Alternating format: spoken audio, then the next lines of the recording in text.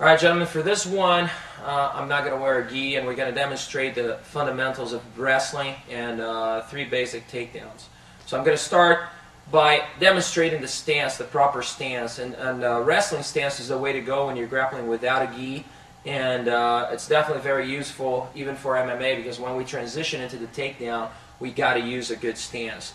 So I'm going to start with a basic square stance. The way to teach this is normally you just ask the student to jump, and he will land in the position, and that will be his base. So out of that base there, you can notice that naturally he's going to stand, and he's going to fall back down with a position where his base is wide and his toes are slightly pointed out to the outside. Now, in order to get from this position to my square stance, what I will do is keep my elbows in. I'm going to stand straight ahead. I'm going to bend my knees, and that will be my wrestling square stance. So when my feet are in line, that's a square stance. Now, if I demonstrate sideways here, what I want you to notice is that I'm going to keep my back straight and my head up. So I'm right here, all right? And that's going to be my square stance. Now, the interesting thing about the square stance is once I establish a square stance, if I turn sideways, that's going to be my stagger stance. So out of a square stance, you can transition, and you're going to see how easy it is from right here. I'm square. Now I'm going to go sideways, and that's my stagger stance. The stagger stance is used for offensive moves. So when I want to take that person down, I switch to a stagger stance. When I'm trying to being defensive and I'm trying to be very cautious, then a square stance works better for me. So which one should you use? It'll depend on the time of the match. This being more defensive, this here being more offensive. Now, when I move in wrestling, it's always important to keep in mind that I want to move, and I want to use the same principles that we discussed in our judo section. I want to move, and I don't want to cross my feet ever. I always want to move in good base. So when I'm right here, I'm moving in good base, I'm light on my feet. I don't want those heels on the ground planted, because that's when I'm going to get taken down. So I'm light on my feet, and I always keep this band at my knees. So I want to make sure that I'm not out there with my back stretched. My back is straight, but it's bent. Another very important thing about my stagger stance is that I want to keep a line, and this goes throughout the takedown motion. I want to keep my shoulder here in line with my knee, always. That's very important for me. I'm using the right lead here, and this is what I'm going to use to demonstrate every technique out there. It doesn't mean you cannot lead with a left. If you're a lefty, great for you. If you lead with a right, just do as I'm doing. All right?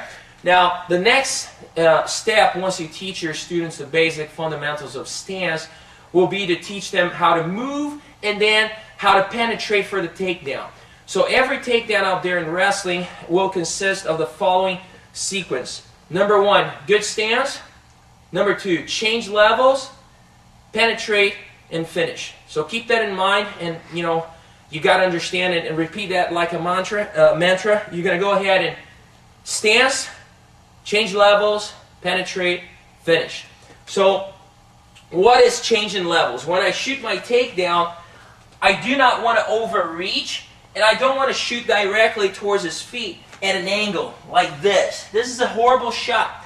What I want to do instead is to change levels and shape my shot into an L-shaped movement. I'm going to drop down and then move forward.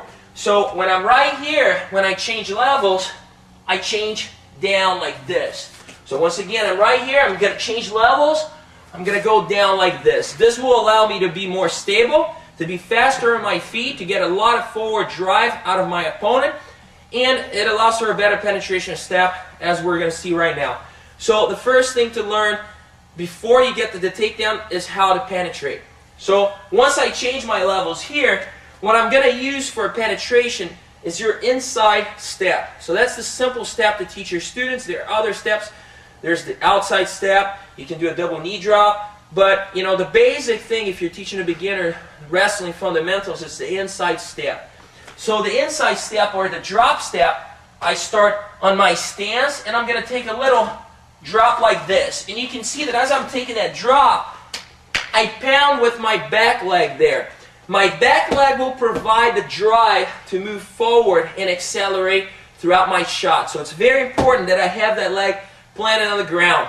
I don't want to see things like this. This is weak. I'm bent too much. I got out of line there. So this is a poor shot. I'm going to drop. I'm right here. I drop. And my head is up. My elbows are in. My palms down. I'm light on my feet, but I have a lot of drive off that back leg. Once I start the shot itself, my penetration shot will consist, I'm going to slow it down as much as possible, of me moving that knee down. I will get more drive than I'm demonstrating right now, and you will see it in motion. But I'm going to get a lot of drive forward, and the forward knee here will touch the ground. As the forward knee touches the ground, I keep this line always, so shoulder in line with the knee, and the trail leg will come up. Now, once I do that, I'm normally going to get back to my feet and cut a corner. So don't try to always step in line, and you could duck walk, and this could be drilled in a straight line by going ahead and penetrating, and then penetrating again, and so on. But we want to get our students in the habit of cutting the corner, which means they are not going to take their opponent down in a straight line here, but instead, once they take that shot, so I'm right here, I'm taking that shot, I get my drop step here. Once I finish, I'm going to cut a corner, all right? Now, very important, don't wrestle from your knees. So when I get there, I'm going to demonstrate the shots later on. Once I get there to my knees, I want that knee off the ground as soon as possible. So I'm right here, I penetrate, I'm going to be off my knees. So again, I'm right here, I penetrate, I'm going to be off my knees, and that's how it has to be drilled. I'm right there, I fake, I switch stances, I penetrate, and I'm off my knees. Always keeping that in mind. Now I'm going to bring in my partner here, James. I'm going to start working on the basic takedowns. Now, basic takedown that we're going to work on today here is the double leg takedown. Double legs are the best wrestling takedowns to learn right away because they're simple yet very effective. So I'm going to start right here. I'm going to have him stagger as well, or square, it doesn't matter for me, and I'm going to choose my lead. My lead will dictate the whole thing here. So we're both in a wrestling stance, so that's number one, stance. Now I'm going to change levels. Number two, change levels, so now I'm lower than James. Then I can execute my penetration step. So I pound, step, and drive. So pound, step, and drive. Now, depending on the attack, we can do a high-level attack or a low-level attack. We're going to start with a very simple high-level tackle. So we're going to move right here. I'm not going to go underneath him and touch that knee to the ground. So this one, my penetration step, will be simple here. So I'm not touching the same penetration step that I did before, but I'm not going all the way. My hands go behind his knees here. My shoulder is going to strike him right on his belly, and my head will be on the outside. This is where, you know, when you're adapting wrestling throws for jiu-jitsu, you got to change things a little bit here.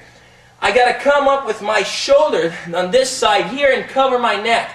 If I do a complete, like a classic wrestle smash double here, my neck is exposed for the guillotine, so it's not a good idea. What I want to do instead is, as I take that penetration shot, so I'm right here, and we're going to talk about the setups here in a few minutes.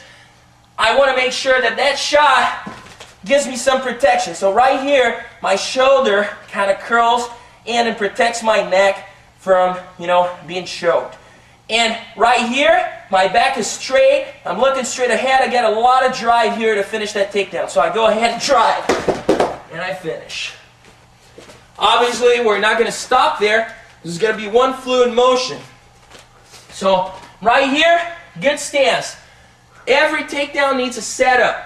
So depending on what I want to do here, I could, you know, rake the head and shoot, smack the head and shoot, pull the wrist and shoot, arm drag and shoot. I got to have some sort of setup. We're not going to cover those in detail, but you got to understand that just a clean shot will not cut it. Have to have some sort of setup there. Now, I'm going to go right here, and I'm going to change levels and penetrate. Right there. And when I hit him hard, and I want to take him down straight to the mat. Powerful move. There's no second guessing on my part. There's no half-assed effort. I got to go out there and take that man down. So I'm right here. Take him down. I'm not even driving because this we'd be driving all the way through the wall. So we're going to do it this really slowly here, but understand that when this tackle is done in real life, we're going to be tackling hard, all right? So I'm right here. I'm going to change my levels. Drop, stab, push off that back foot, get there, and finish, all right? So that's a regular tackle takedown. The problem with the tackle, not only it exposes your neck a little bit unless you're careful covering, but it also allows, since it's a high-level shot, for him to get a little bit of a reaction there. And normally his reaction is to bring his hips in. So I'm going to change the angle here so you can see what will happen. And I'm going to take my shot there, and he will give me a little bit of hips there. It's the beginning of a sprawl. So if he sprawls against my shot, most likely he's going to sprawl against the direction of my shot. So if I'm shooting straight there, he's going to give me power this way. Now the last thing I want to do here is go power against power. So I need to redirect that shot, and that's where cutting the angle comes into play. So I'm right here, I'm going to drop stab, I'm going to tackle. Boom! He gives me some hips here. Now I'm not going to finish in that tackle. I got to cut the angle. So I cut the angle by walking this way here. Alright? Now I'm circling with a shot. And that's when our flare finish comes into play. For the flare here, while demonstrating the flare, I could do the high-level flare like I just did, but to make it so you guys understand a high-level double and a low-level double, I'm going to execute a low-level double, a double leg where my knee comes in touch with the ground. So I'm right here, all right, once again, I'm faking, or I'm getting him to, to be set up. All right, or I can use this shot. This is a shot that I could shoot from a tie. Doesn't matter. When I get right there, all right, I'm going to get and penetrate to the ground. Now, you can see that as soon as that knee touched, it came up and I'm flaring to the side. What does flaring mean? I'm taking him to the side and I block that knee there. I'm tapping on the outside of the knee and I keep the drive with my ear until I take the man down. So I'm right here, I'm faking. Now I take my shot and I flare to the side. I'm going to slow it down there. I take my shot, knees coming down, elbows are in, I'm in good stance, shoulders line with the knee, boom. Outside foot, step right there, splanted. Now I don't want to fight for my knees there. Bring that foot up. Cut the angle. Now, let's watch that angle from here, all right? Now, I'm not going to take him down all the way. I just want you to see the shot and the change in direction. So I'm right here. I'm going to fake, and now I take the shot. Now, watch. I cut this way here. 45 degrees to the front. That's where I want to be. Now, the next shot we're going to cover is a single leg. Single leg, as the name implies, I'm going to take control of one leg only. So, double leg, single leg. The version that I prefer to teach is a step inside single. We could do a single leg, just stand square for me, the same way we did a double, with the same penetration, and coming right here and picking that leg up. I prefer to teach it, and we've been having a lot of success with it, especially in our MMA curriculum, a step inside single. So he starts staggered there. What I will do here is use an inside step so I don't have to touch my knee to the ground right here, and I come with the top of my head against his belly, right by the ribs. And I want to hit that guy like a battering ram. I'm going to drive through him here. So first step, lead step, right here. I'm right here, I fake, I change levels, boom, lead step right here. Now, after I take that lead step, I'm going to take my second step, which will be with my trail leg. Trail leg comes outside, and with it comes my left grip, all right? Here. Now, I got the leg up. Once I get the leg up, I want to make sure that it's inside my legs here. Definitely don't want this to be here, all right? This is okay, all right? This is optimal. This is bad, okay? Now, as far as grips here, the grip that I'm using is my left hand. Once it comes there, it's palm down.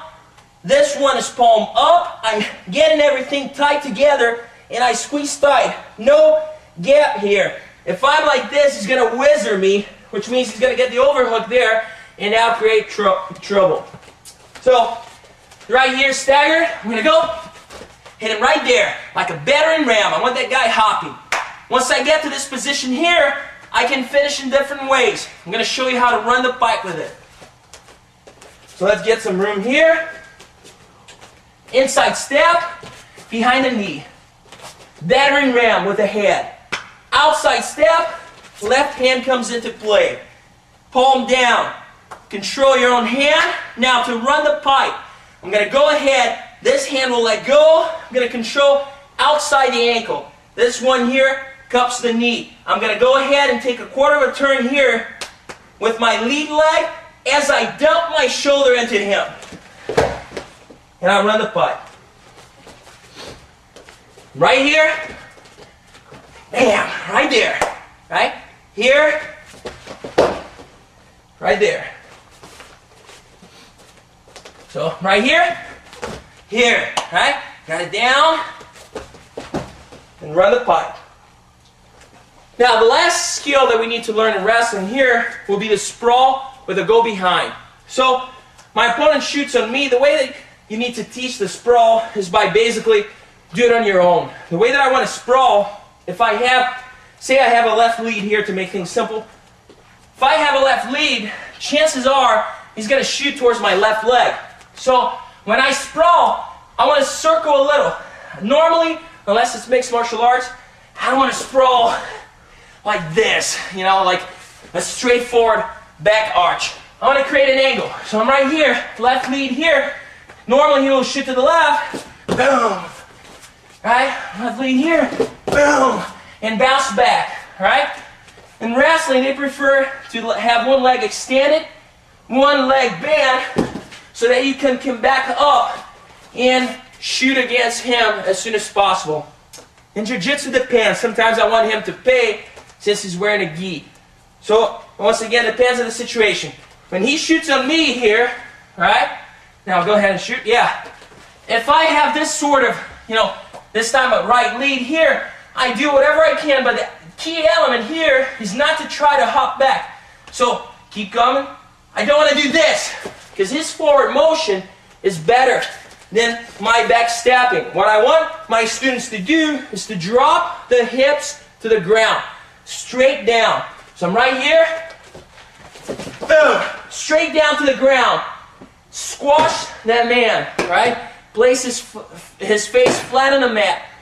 Control the front headlock always after sprawling, whenever possible. Front headlock will consist of one hand, my right hand here on his chin. I'm going to open it up. Right here, all right? Now, the other hand is going to control the arm. So, here and here. Once I get this, you can see I'm on my toes. I'm driving with my right shoulder between his shoulder blades. Driving forward, trying to glue his butt to his heels. Here. Powerful. And I'm taking control of the situation here. If James was sprawling a little, and if I sprawl on him and the shot was a little high, and he's not yet on his knees, go ahead, I sprawl and we stop right here. I don't want to do that from there. I want to break that man down. So, right here, break him down. Once you break him down, that's where I want to be. We can execute the last skill for this class, the go behind. When I do my go behind, after I get the headlock, I'm going to let go of this head, and I'm going to post right here. So, I'm here, controlling the arm. I keep the pressure with my right shoulder between his shoulder blades. I let go of it, and it's going to come outside. Alright? So keep control right here until you have this safety here. Then you're going to go behind. So from here to here, and you go behind. Why not before? Because if I try to go behind clockwise here, and he raises his arm, I'm going to be in trouble. So go ahead and raise it as I come. This will happen. He's going to whip me in a bad position. It can't happen. So once I get my man down there, I keep the pressure. I'm going to go right here. Hand on the outside. This one reaches for the hip. And I go behind. And from here, I can do whatever I want from the turtle. Alright, so front view. So he shoots. Boom, I sprawl. I get him on the knees. I control right here. I control right here. And I go behind. And that's it for the wrestling fundamentals. In this class, we're going to cover behind the self-defense for Brazilian Jiu-Jitsu. Now, the way I want to approach self-defense in Brazilian Jiu-Jitsu is kind of complex. First, we got to deal with a self-defense situation where I'm fighting somebody that is not trained, somebody that's pretty much a street brawler, and I'm trying to defend myself. It's a complete different story if I'm fighting a trained fighter in a mixed martial arts setting. So keep this in mind. The things that we're going to talk about today will range from very basic concepts for the beginner student to use in a self-defense situation to some things that are a little bit more complex for the more advanced submission artists to keep in mind. So we're going to start here, and I'm going to have my partner stand up in a regular boxing stance. Now, which stance should I use when I find myself in a self-defense situation? The answer is, it depends. If I'm a beginner student and I'm really more of a submission artist than anything else, it's a good idea to, as far as legs go, to get in a good wide base. Now, I do not want to be like, in a staggered wrestling stance here, and I definitely don't want to be in a sideways, boxing stance here. So I don't want to box with him, and I don't want to wrestle with this guy. So what I want to do is find something in between. And this is very similar to our MMA stance as far as base goes. I'm sideways. Now, I got to keep my hands up. We're no longer talking about grappling. So I need to protect my head because most non-trained strikers will headhunt. You're not going to see somebody out there in a bar, delivering a beautiful left hook to the body. It just doesn't happen. So what we're going to do here is keep at least the right hand up here close to my chin. Right? This is protecting my chin. Now I have a couple of options. Like I said, we're going to start with a guy that is mainly a submission fighter. This guy's hand will be extended towards his opponent's face. Why should I do that? When I do this here, I lose the power of jabbing. So I can no longer use my jab as an effective measuring stick here. Now, the huge advantage that I get from doing this is that for him to strike me, it's going to be extremely difficult. So if I feel like this opponent here is stronger, and we're both not trained, I'm not going to take my chances and come into a striking battle here on my feet where we're both throwing haymaker punches. Something is going to eventually land, and it might be mine, but then again it might be his. So if I get clocked here, I'm going to be on the ground. Believe me, it's a whole, I don't care how many years you span training in Brazilian Jiu-Jitsu. If you have never get hit before, it's going to be a complete different story.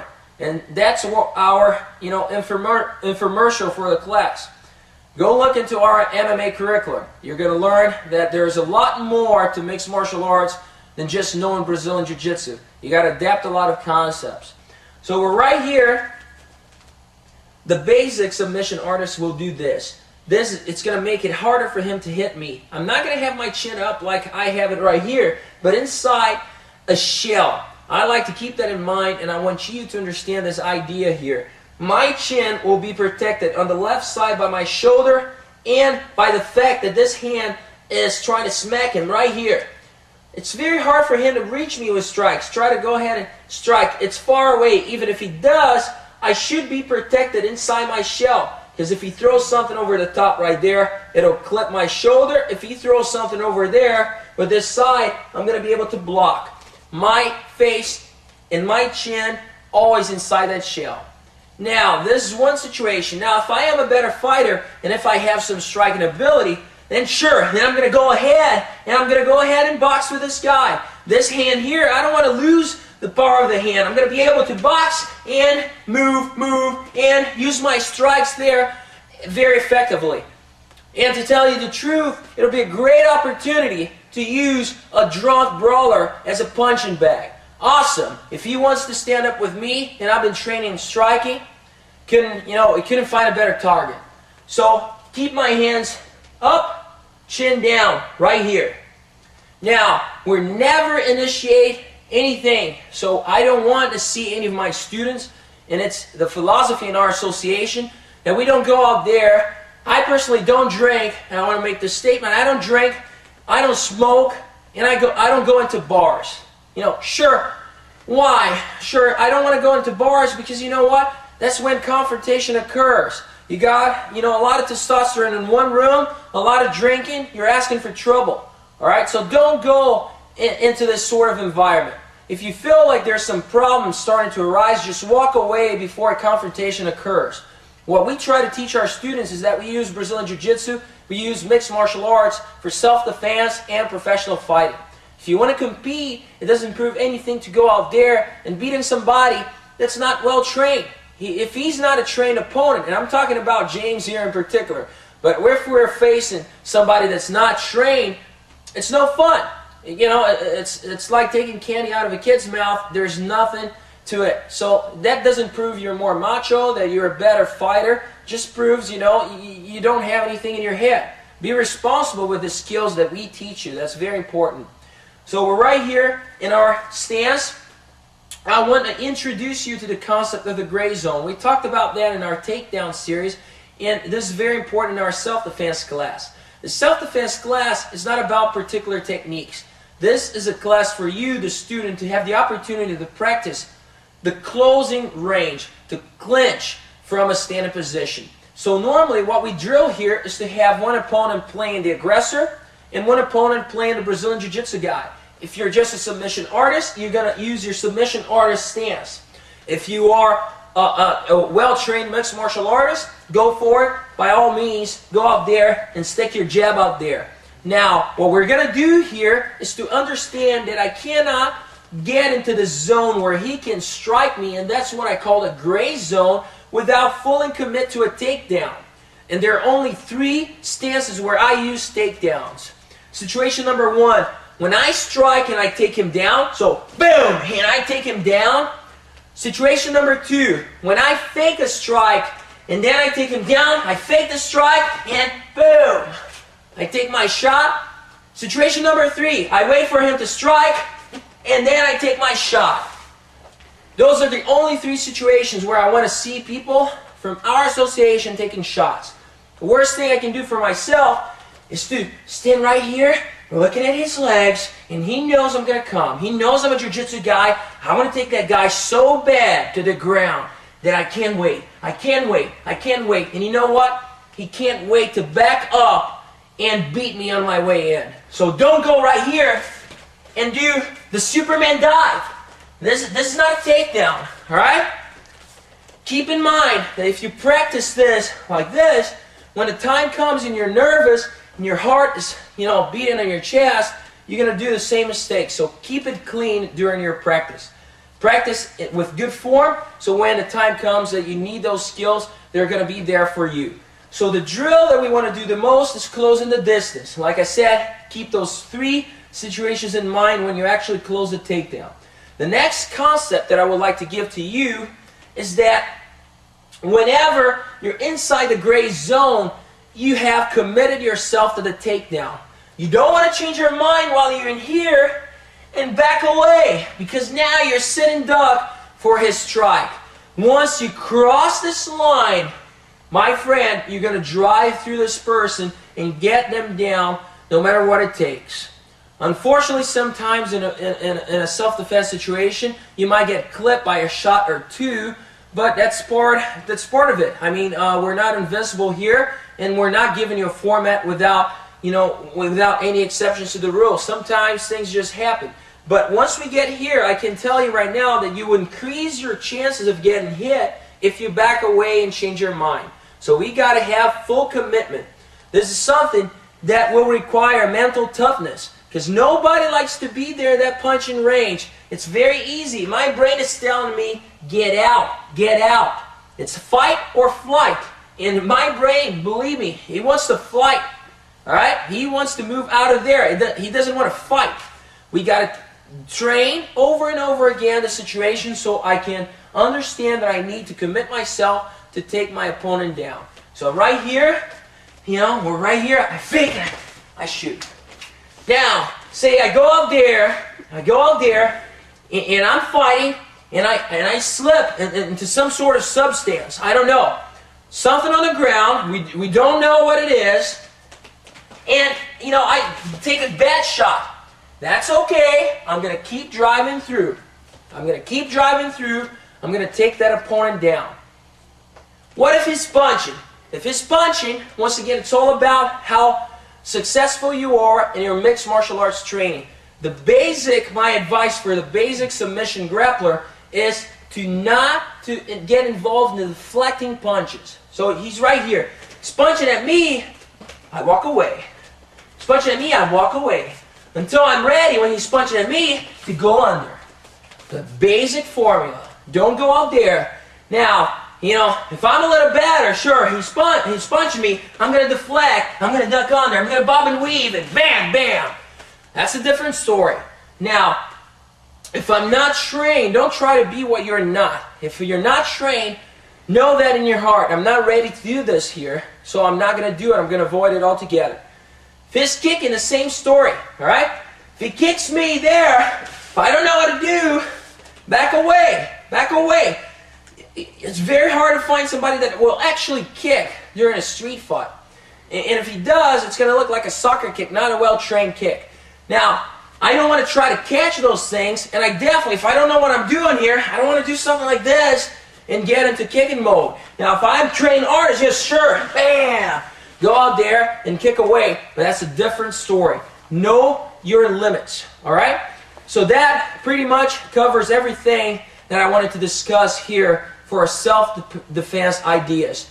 Always drill this in a live fashion, in a safe fashion. We want mouthpieces on during any activities during our classes. Whenever possible, follow the safety rules. When not possible, stay outside and sit and watch. But do not participate if you're not ready to take care of yourself and take care of the safety of your partner. In this class, we're going to cover basic defenses against a headlock.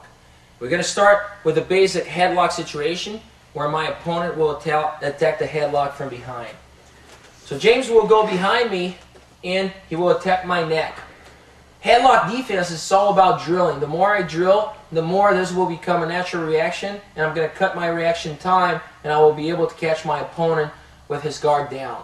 Now, the first thing I do when somebody comes from behind and grabs me on my neck here will be to stand up in good base and come up with my hand so I can relieve some pressure off my neck.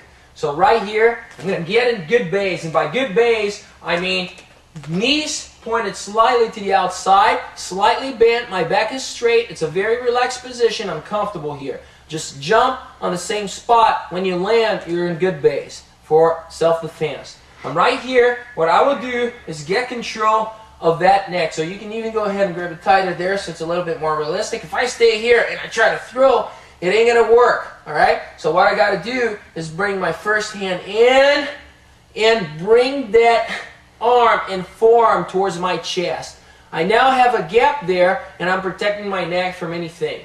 The next step after I got into base and protecting my neck is the last step, which will be to bring my forehead to the ground. All I'm doing is bending at the waist and bringing my forehead to the ground. My opponent will go over the top and fall.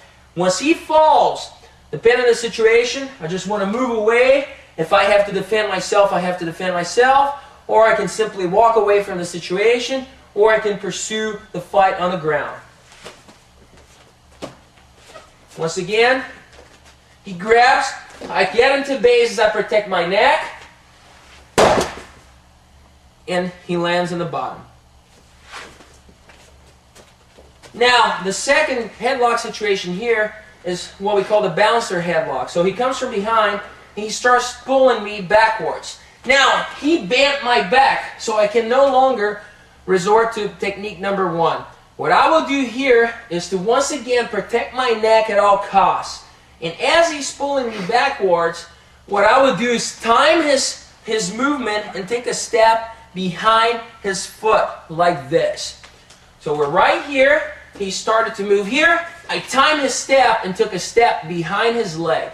Now, I'm going to do two things at once. I'm going to lower my forehead to the ground, bending at the waist like I did before, and I'm going to turn 180 degrees so that I can face the opposite direction. I do both at once while maintaining his arm and forearm glued to my chest, and this is what will happen.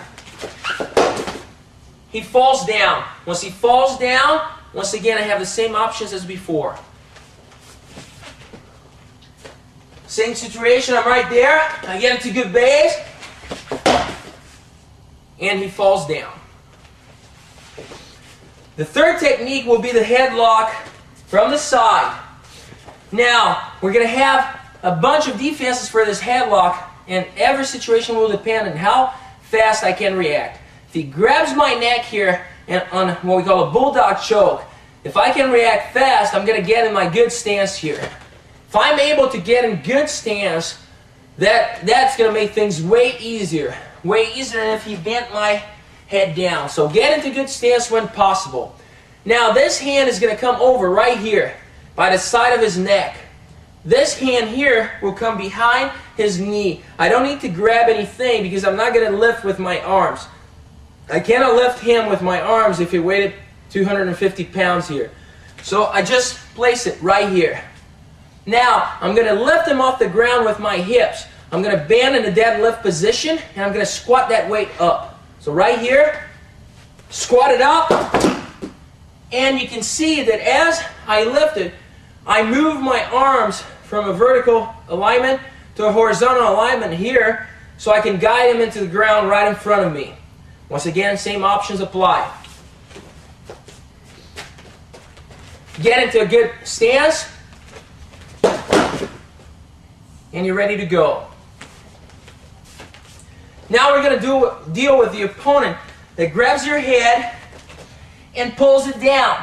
The first thing we need to determine is whether or not this opponent is punching. First, we're going to demonstrate without punches. What I will do here is get control of the far arm and get control of this or this. Whatever I can get a hold of so I can release some pressure off my neck. So here and here. Now, I'm going to take a step with my right leg. I'm going to place it right here. So I took a step in. Now I'm going to fall back, and at the same time, I'm going to twist into my left side, like so. Right here, take a big step after you protect your neck. Fall back down. As I fall back down, I don't want to have him land on top of my left arm. So I take it out of there. And I land in this position. A couple of things may happen.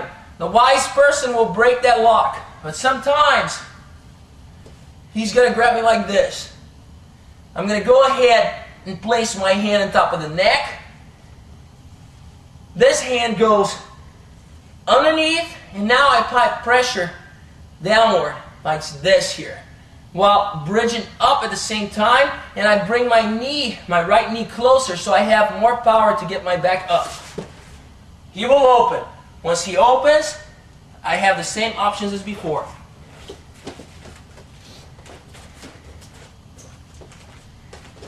Right here, now, here, here. Protect your neck.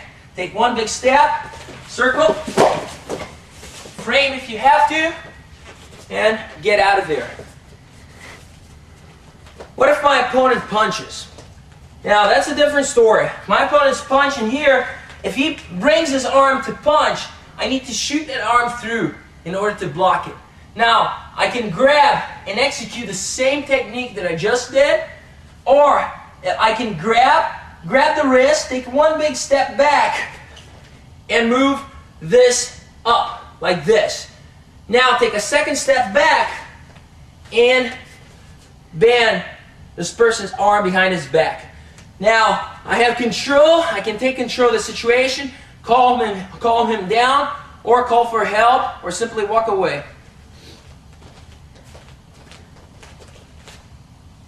Block, control, step with one, step with two, and duck under, get control of the situation, and do whatever you want.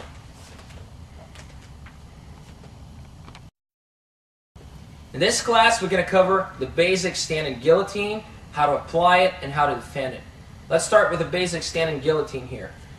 So we're approaching our opponent here. For whatever reason, we either get in a tie-in situation, so we got a tie, or, we just clinched out of a striking motion. What I'm going to do here is that I'm going to go ahead and snap that person down.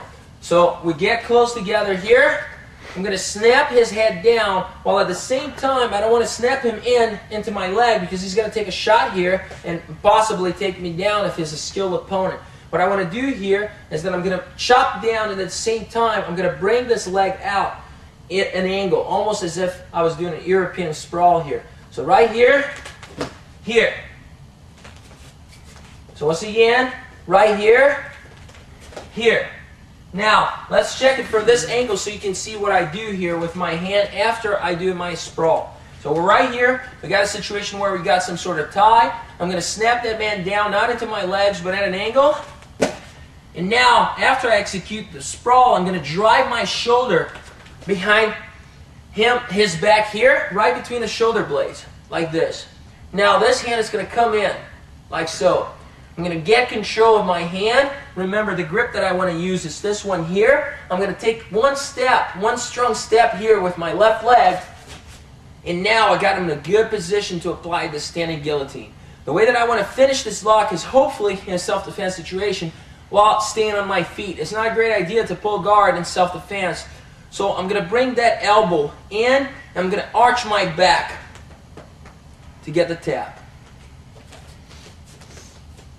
Tie, European sprawl with a snap, shoulder between the shoulder blades, get control of the neck, walk in with that foot, arch your back, and pinch the elbow.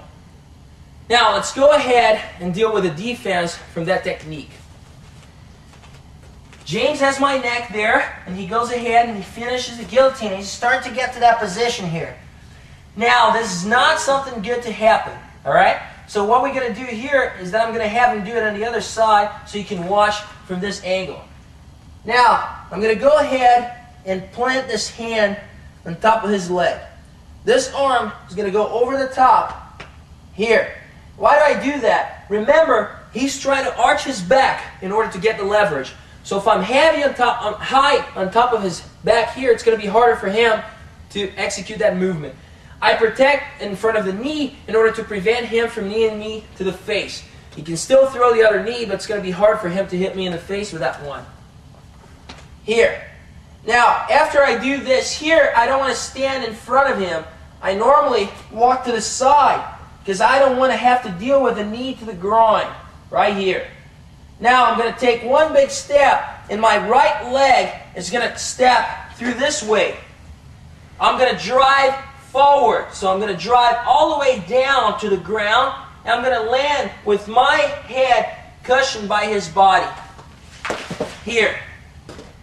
Now once I land here, this is a great position. Once again, I'm not hitting my head on the ground. His body acts like a pillow there, and as he's trying to grab, he has no power to choke me. It's very simple for me to disengage from him. I drive forward with my shoulder, I control his wrist, and I pull up. Once I free that, I can do whatever I want. He starts with a guillotine there. We're right here, hand on top of the knee. Don't just stay there because the groin shots might come. So stand to the side, trip, and fall. Now, you even let go of the grip. great for me. You know, a smart person, like I said, will try to protect themselves while falling. If he doesn't protect himself, it's a big, strike to take. If he does try to grab there, that's fine. I apply pressure with the shoulder, and I go ahead and take that grip out of there. The next defense is not universal, meaning that if you're a 150-pound guy and you're fighting somebody that's 300 pounds, this is not a good idea. All right, so try to limit the execution of this to somebody that's about the same size as you are. And if you feel like you cannot do the lift, don't do it. Keep it always safe. So what I will do here is get in the same position as before, and after I get there, I'm going to go underneath my opponent. And I want you to understand that I'm not lifting him with my lower back. So remember the heavy box idea. I don't want to pick a heavy box like this. I want to pick it up like that, far away from my body with my lower back. I'm going to hurt myself. What I want to do is bend, and I'm going to lift with my legs. So I bend, and I lift with my legs, back straight, in a good position. Just, if you know how to power lift, just like a deadlift. So we're right here, against control of my head. I place my hand on top, and I place this hand right there. All right? Now, when I'm ready to go, I'm going to go ahead and plant my base there as I squat. Here. Watch that I'm not holding his leg up. I'm using this sort of grip because I don't want to lift with my hands. I want to lift with my legs. Now I explode into the movement,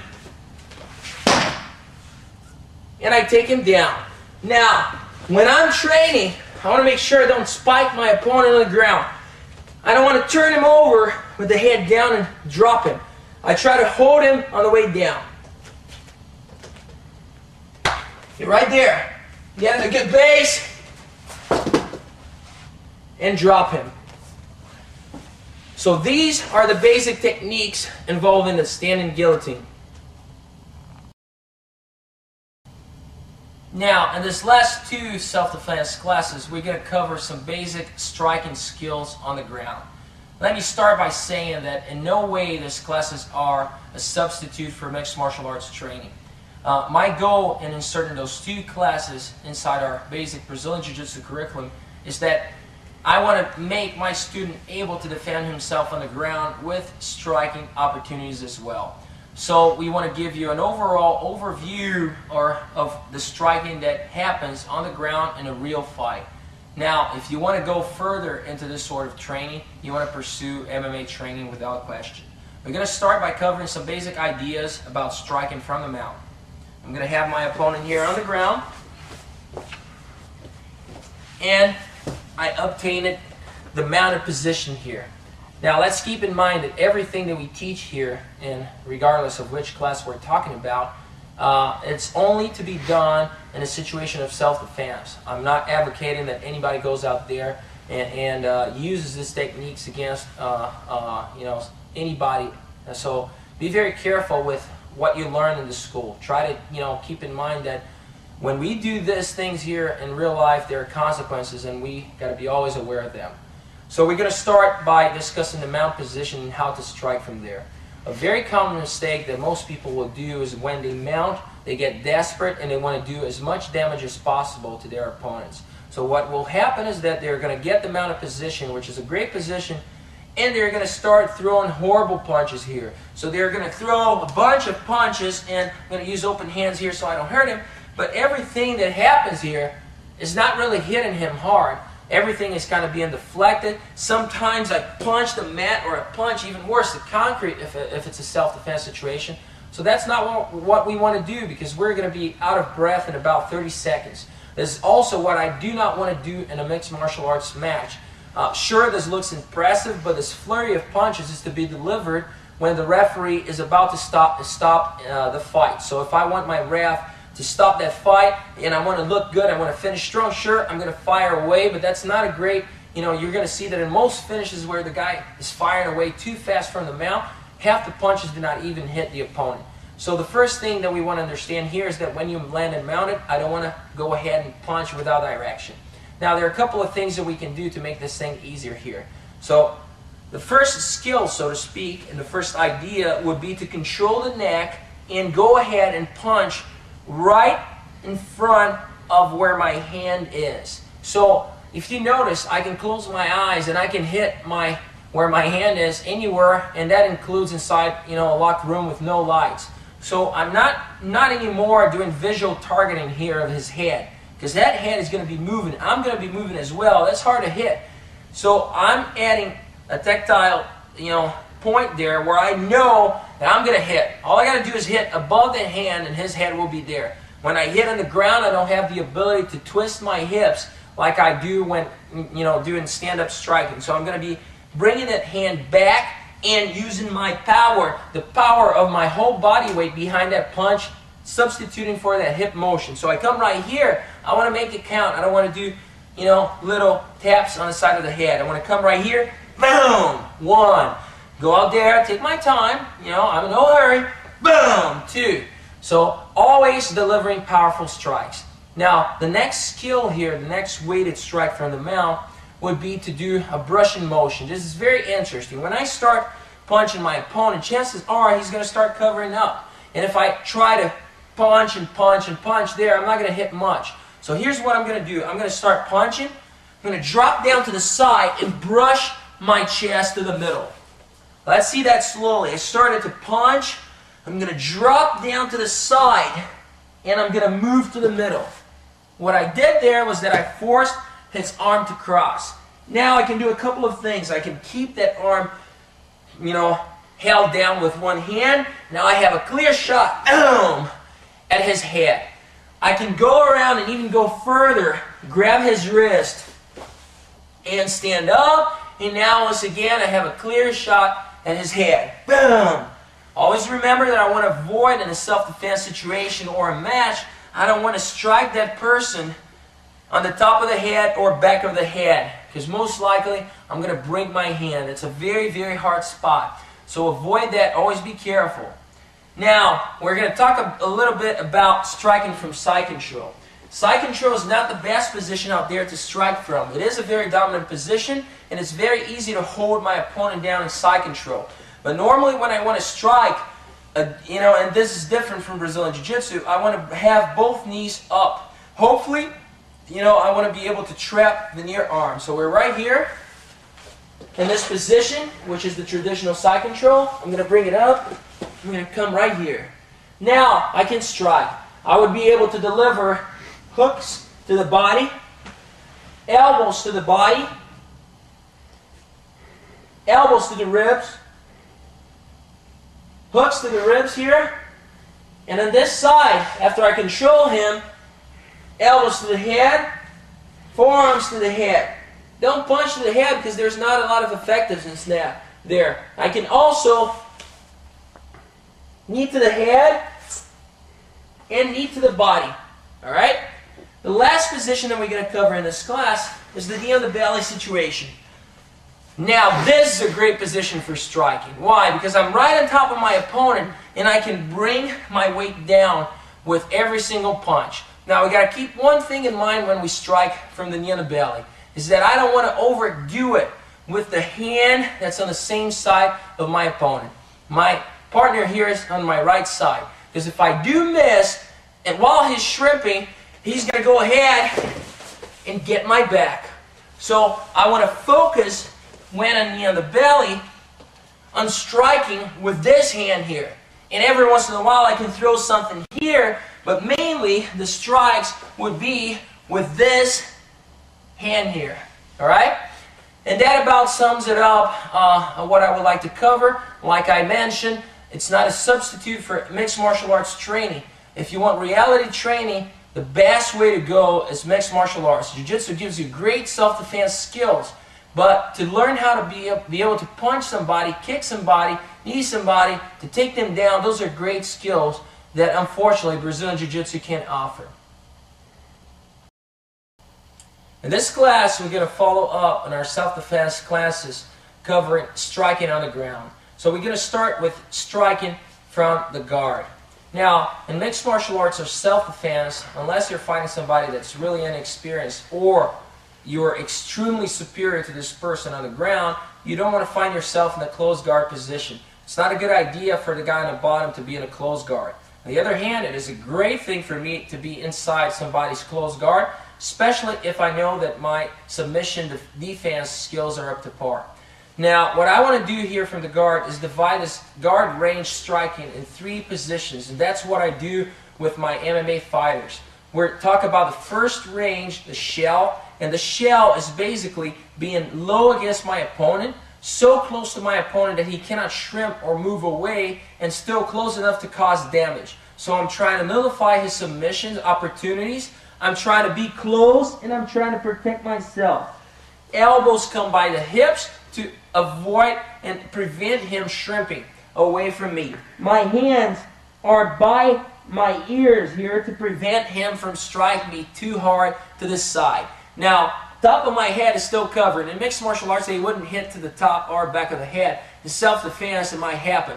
That's okay. I'm going to take a couple of shots. They're not going to be too hard. Believe me, it's going to hurt his hand, and I'm going to be, blasting away from this side.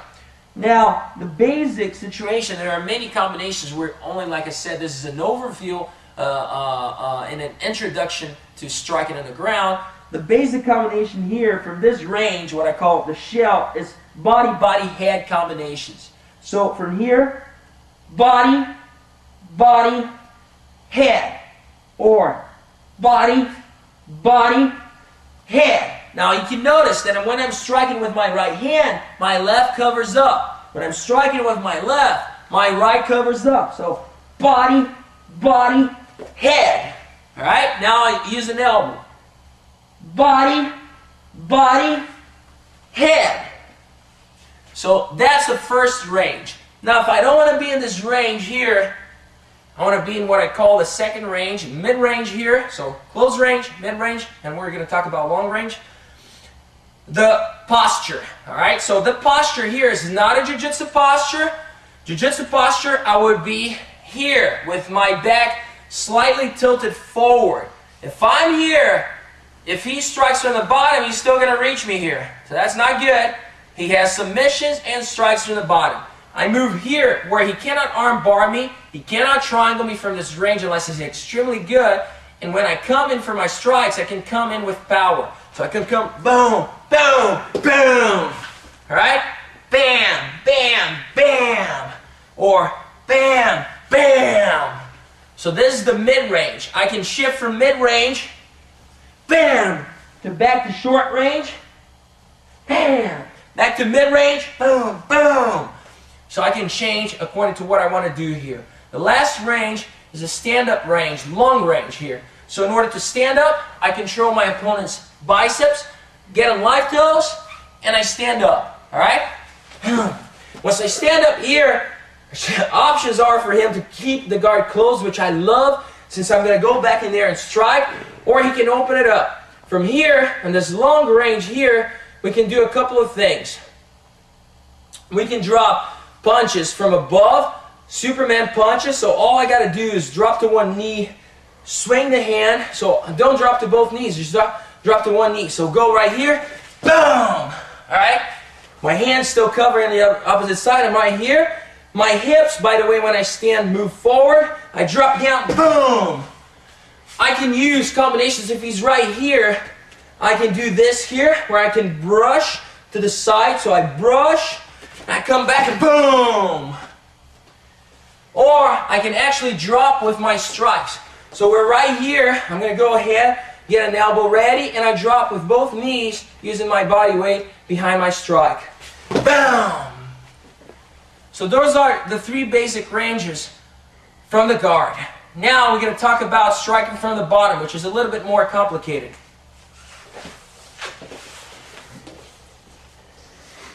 The main thing that I want you to understand here, and I'm going to do it sideways so you can see it a little bit better, is that I don't want to be in close guard. So the guard that we want to use to protect ourselves effectively here will be mixed martial arts guard. The guard that we use in our mixed martial arts program. So from here to here. Feet are on the hips. Open guard is the way to go. I'm relaxing that knee to the outside so there's tension there on his arms. It's very hard for James now to strike me. If he tries to punch me there, he's caught. Now, we're not going to be teaching submissions, but obviously there's a lot of submissions that can be applied from this position here. We're teaching striking. From this position, I'm not looking to actively strike. Even though I can go ahead and throw a punch here and there, that's not the goal. The goal is to get out from underneath my opponent, stand back up, and fight from the top. I repeat, when striking is involved, my goal is not to strike from the bottom and cause damage. That's secondary to my primary goal of standing up and getting out of there. Now, when he's not in mixed martial arts guard and he's inside, then I can't strike him because my goal is to get to mixed martial arts guard and then stand up. It'll be very hard for me to stand up from closed guard. Let me give you a couple of ideas when striking. Obviously, everybody knows how to throw a hook here when holding a head. That's very basic. Now, another good idea, and very effective, sometimes, you can cause, damage to the face, ear, side of the head. Now, another interesting option here would be to throw elbows and forearm strikes from the bottom. I bring that head up, I shrimp, and I come back with a good forearm strike. Here. Now, another option, a little bit more complicated, is to throw knees from the bottom. I can control his head almost like a head tie. I can shrimp, and when I shrimp, what I'm going to do is shoot one leg through here. Now I can come and knee to the head or body, depending on what opening he will give me here. But keep in mind, when I'm on the bottom, all I want to do here is to stand up.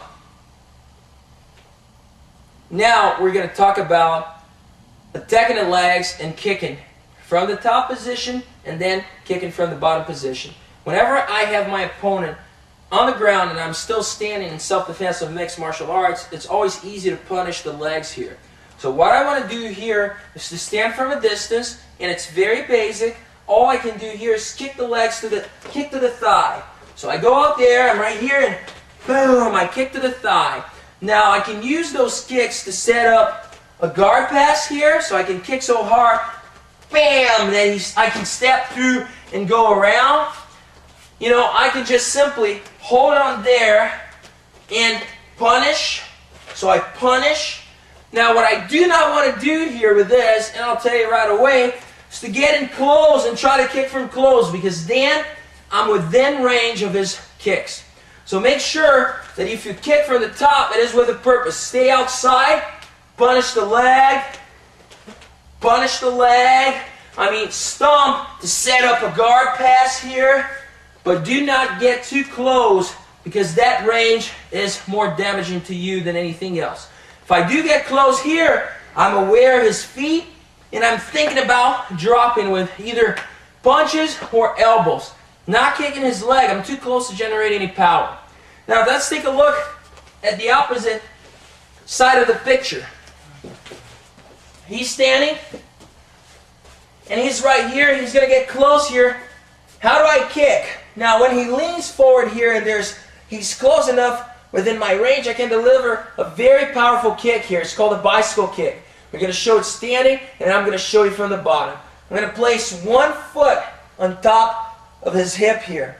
Now I'm going to use that foot to lift my hips from the ground so that I can bring that leg back and cock it, so to speak. So right here. Now I'm going to let go and drop this as I extend that leg. So we're right here fighting. He's trying to come and maybe punch me in the face here or something. I block a couple. I get here and boom, I smack. Great powerful kick. Very useful when he drops to his knees and he's right here. Very useful. The same thing applies. Bring your hips up and smack him out of there. So the bicycle kick is a very useful kick in mixed martial arts. Be very careful, very aware of it, be it in an MMA scenario or self-defense.